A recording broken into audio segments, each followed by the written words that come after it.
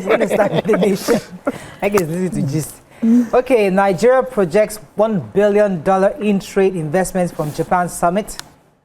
13 million social media accounts shut down. Why I donated 540-seat auditorium to LASU by Tunji Bello.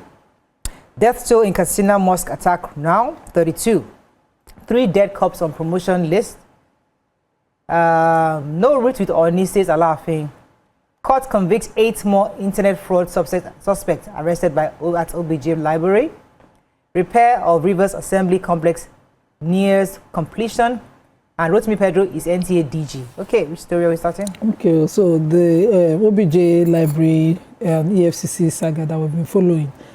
Surprisingly, on a very short period, the Federal High Court in Lagos has convicted 8 of these internet fraudsters. This particular 8 of them, pleaded guilty to offences ranging between identity theft, obtaining money under false pretense, and romance scam. And they were part of the 93 suspects arrested in the Olusegun Obasanjo Presidential Library Complex, where the management was demanding human rights, was insisting on human rights abuses and demanding damages to be paid to their guests who were using the place. But, during the trial, EFCC tendered incriminating evidence, including their iPhones, fraudulent documents, and statements in which the defendants admitted to defrauding victims of millions of nairas and foreign currencies. Some of the convicts also presented bank drafts and checks in restitution, trying to, refund the monies. And the Justice Dikpe Olu sentenced Jinodu Razak Gbemisola, Salami Pomile Bashiru to 3 months imprisonment each with an option of fine. And Tijani Babatunde confessed to making up to 10 million through a romance fraud and was equally handed a 3 months term with an option of 1 million fine. And their phones were also confiscated. This is the fastest, I've seen, but because, of course, they pleaded guilty. Right. And then there were other evidences tying them to it. Yeah. I have 11 electricity distribution companies, that's DISCO, owe the federal government over 2.7 trillion naira. So, but I'm going to do it my way. It's 2,485,436,151.19 kobo is what they owe Nigerian Bulk Electricity Trading Company. And this was revealed at it was a document that was submitted by NBET to the House of Representatives Committee on Public Accounts. This is the amount that was ought to have been remitted to the federal government that they haven't done. They said the DISCOs have under-remitted 166 billion naira, a sum by below the NERC minimum threshold. They say the 2.7 trillion unpaid sum is for power received from NBET by the DISCOs as of September 30th, 2020. This also includes the Nigerian interbank offered rate NIBOR plus 4% interest. They say 6 of the 11 DISCOs, Abuja, Benin, Kaduna, Kano, Ibadan DISCOs, and recently Ikeja are already facing receivership crisis. The report shows a breakdown of all the DISCOs and the amounts that they have, but these are the infractions against them. They say that this includes 100 billion paid by NBET to GenCos for electricity not delivered to the national grid, 30 billion naira in uncollected debt by market operators, and 166 billion in under-remittance by DISCO, and a few other things. So the investigative hearing has moved the motion that all affected DISCOs must be summoned to explain the persistent non-settlement of their financial obligations to the Federation account. And so... If you just do a Joro cancel, the one government is owing them. Let's just cancel the data. All right, let me move on quickly now. There is a story. So, Mr. Tunji Bello, who is currently the chairman of the FCCPC, had donated a built 540-seater auditorium to LASU. According to him in his speech, he said that on his 50th birthday in 2011, he actually committed to instituting an annual prize in 5 disciplines: law, mass communication, social sciences, engineering, and medicine. And the criteria was very clear: academic brilliance, they must be indigent, and they must be an indigent of Lagos State. And then when he turned 60 in 2021, people wanted to give him gifts. He just told them to convert that money into a building that he wanted to use. And then said someone wanted to buy him a Land Cruiser Jeep. He said, you know, don't even bother, just convert that money into cash. Let me give it to the architect who had provided the design for him. And then they now built it, and it was launched, I think it was yesterday that the launch. And there, Governor Sanwo-Olu was there, the Deputy Governor was there, quite a number of notable Nigerians were also there. And according to him, he said that he believed that as they work and listen to their lectures in that auditorium, they can be motivated to achieve greater heights in their academics. So, I mean, congratulations to him. I mean, it was a worthy thing and a noble thing to do, to actually donate that kind of a 540-seater auditorium. That's huge, and congratulations to him and his entire family. Well maintained. So, I took the 13 million social media accounts shut down from offensive content triggered the action. The leading global platform, Google, Microsoft, TikTok, have shut down and deactivated more than 13 million social media accounts. Also taken down were 58.9 million contents considered obscene. It was announced yesterday by the Corporate Communications Media Relations Director, Hadiza Umar. She said the accounts had been shut down for posting offensive content and violating the code of practice guiding social media. There's been a lot of pressure on this. They said, some have been reactivated because they appealed, so they re-uploaded them. Well, there's been a global pressure on all the big players and this social media, because the truth is that we need proper, not full regulation, but some kind of regulation that kind of at least curtails the prevalence of these fake news, illicit content, bad material, stuff like that. So it's important for us to have this done, but it has to be done in a way that doesn't look as if we're gagging freedom of speech. Yes. Let's go on a very short break. When we come back, we continue with our review. Stay with us. We'll be right back. Stay tuned. Your View will be right back. So we're going to continue with the review. I have the punch. So the special advisor on information and strategy to our president, Mr. Bayo Onanuga, was speaking, or was releasing a press statement in Japan at the ongoing Tokyo International Conference for African Development, where he said that Japan, there's a framework, there's a collaborative framework between Japan and African Development Bank that would see a maximum of $5.5 billion disbursed to Africa. The Japanese Prime Minister, Shigeru Ishiba, emphasized the importance of mutual understanding and local solutions and collaborative efforts for Africa's development. According to him, his focus is private sector-led sustainable growth, youth and women empowerment, and regional integration. According to him, they need to know more of Africa and see what they can do to support Africa. I don't know how much of that money is going to come to Nigeria, but at least they are investing in Africa, and hopefully that will translate to other parts of our economy. Okay, any other story? Moving on to in the Punch. Front page. Who has the story? I have the Katsina mosque terror. So I taken it yesterday and put death toll at 13, but today the report coming from there after the governor's delegation and the deputy governor's delegation visited is now 32. So the Ungwan Mantua community in Malumfashi local government area of Katsina State that was attacked, where a mosque was attacked at the time of Fajr prayers, as the morning prayers, increased death toll. This was, according to the military, a reprisal attack from the bandits because the community had resisted them in the past when they tried to attack them. And so they said now the death toll had increased to 32 persons confirmed, and then some residents were unverified number were kidnapped. And later they were able to get them released with a swift airstrike attacking where the bandits were. And so they now have most of them released. The team was led by the Secretary to State Government, Abdullahi Faskari, who was received in Kafi Town by the traditional rulers. And they said that they are it was deeply painful that this attack was done. Their hearts are bleeding, their families.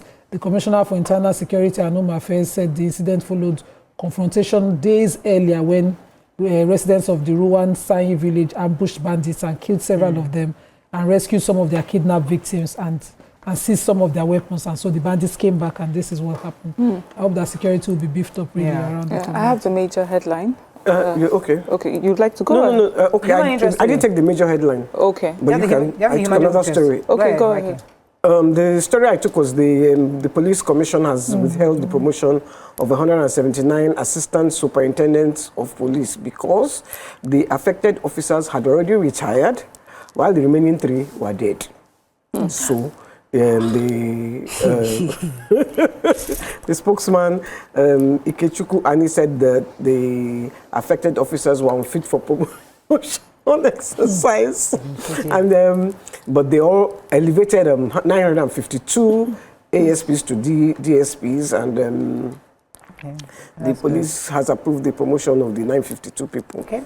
Fantastic. The major headline, so there are strong indications that the November National Convention of the PDP scheduled for Ibadan may be derailed following a threat by the FCT minister to halt the event. So they said that he's opposing the convention, and the reason for the opposition or his stance is that they believe that there's a rift between him and his ally, the governor of Oyo State, Governor Seyi Makinde, and then there are some other unresolved issues.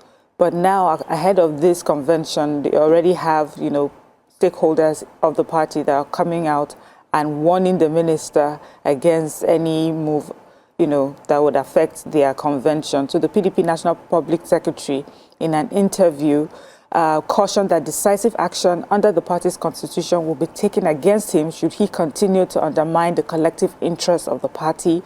They also had a youth leader and former National Vice Chairman Southwest has accused Wike of overstepping his bounds and vowing to resist his moves. According to Wike, the report says the former Rivers State governor, his issue is that, first of all, that for them, they may think that issues have been resolved, but they haven't been, because they are yet to acknowledge this zonal congress that elected Dan Obi as National Vice Chairman South-South. And for him, that is the National Vice Chairman and not the acting National Chairman, who had written a letter to INEC after the Congress was held and that the Congress had been postponed. He says there's no two ways about it. The National Vice Chairman of PDP South-South is Chief Dan Obi. If they don't agree, that's another round of crisis that he has threatened. He also said that the party must deal with Southeast Zonal Chairman Ali Odefa, who had been sacked from the party by an order of the court and competent jurisdiction. Anyway, he has many issues that he feels that the party needs to address before a convention takes place. And the other, on the other side, they're saying he should please, behave accordingly, or else decisive actions will be taken against him. Okay, Daily Sun. Outrage trails planned pay rise for Tinubu and others. 2027, go for continuous voters registration, Khan urges Christians. 44th Olubadan, Governor Makinde okays Ladoja's nomination, and Yoruba Council weighs in to Alaafin and Oni rift. Okay, so Ogun APC slams indefinite suspension on Daniel Folarin over the anti-party activities. How bandits killed 50 in my constituency, says Malam Fashi lawmaker, and Furious Soludo bears fang and sacks Vigilante for abuse of female youth corps member. Okay, so that's the story I have, the Soludo story. So yesterday, the Anambra State government announced through the special advisor to the governor on internal security, who paraded 8 of the Agune Chamber Vigilante group members who attacked the female corps member in Oba community in the Middle South local government of Anambra State. And the victim, Jennifer Ilobo, who was seen in that viral video, being beaten, stripped naked by this vigilante group. What's the crime that the vigilante want to arrest her for that led to, beating her mercilessly like that, flogging her? They attacked the Ucoppers Lodge, dragged this poor lady out. There was an altercation. They didn't say it what she did. They beat her, flogged her, and stripped her naked. And this got the attention of the governor, of course, who suspended the 8 of them. They've been arrested according to the special advisor. They were paraded in Oka, and he's saying that they're handing them over to the police with or without the lady or her family members, and for further investigation and by the police, saying that this demonstrates the openness or readiness of the governor to be fair. I also think that, not just parading them, charge them for the assault, and the lady should also do the same in civil case of this offense. that they have carried out against her. If not, let's delay this to strip them naked, flog them mercilessly. Let it be an eye for that's the better route. You know? Yeah, that's what do you call it? Quid pro quo, like Donald Trump would say. A tooth for a tooth. Okay, another story. Yeah. The story I took, Nima had already taken, was about the Katsina. But in this story, it says 50, not 30. 30 were killed. It's really sad. I have the Olubadan in council. Let me just say, just very short. Oba Rashidi Ladoja will be crowned the 44th Olubadan of Ibadan land on Friday, September 26th. Followed nomination by the governor, Seyi Makinde. Formal approval of his nomination by the Ibadan Kingmakers. The crowning will be a day after his 81st birthday, which is actually on the 25th. Okay. And so that's pretty much what the story is about. And we're looking forward to congratulations to him again. Looking forward. And I have CAN, that's the Christian Association of Nigeria in the 19 northern states, and FCT has called on all Christians who are eligible for registration as voters to take advantage of the continuous voter registration exercise that's just been flagged off by INEC in preparation for the 2027 general elections. The CAN says that you know it is timely and crucial as responsible citizens and followers of Christ. We have a moral and civic duty to contribute meaningfully to the future of our nation. One of the most effective ways to do this is through active participation in the democratic process, beginning with voters' registration. It's not enough to be on the sidelines, you need to participate. So as a community of faith, we must participate. So it's good, you know, calling way ahead of time for everyone to, you know, do what's right. You don't have to wait until, you know, voting takes place and everything, and you have not participated and then you're complaining. So just a PSA. All right, final paper of Vanguard. Let's find a story we've not taken at all. Rep Summon Discourse, we talked about that. Tinubu's re-election done deal, says Tunji Ujo.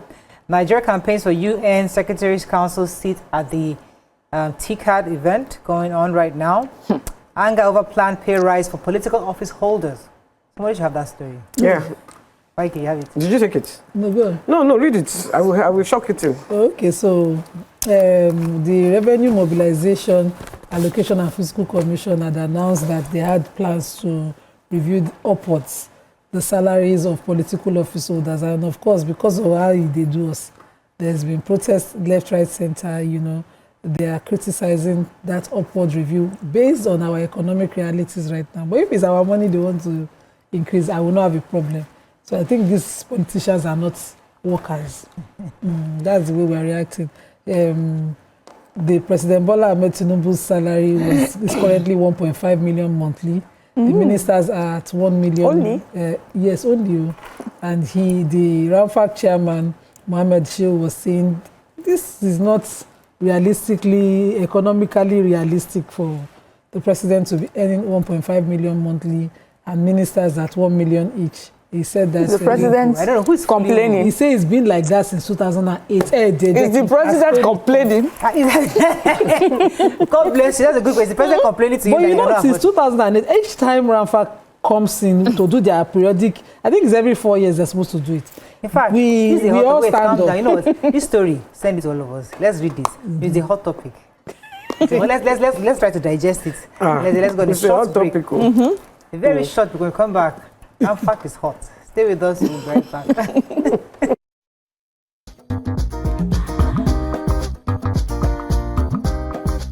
Stay tuned. Your view will be right back.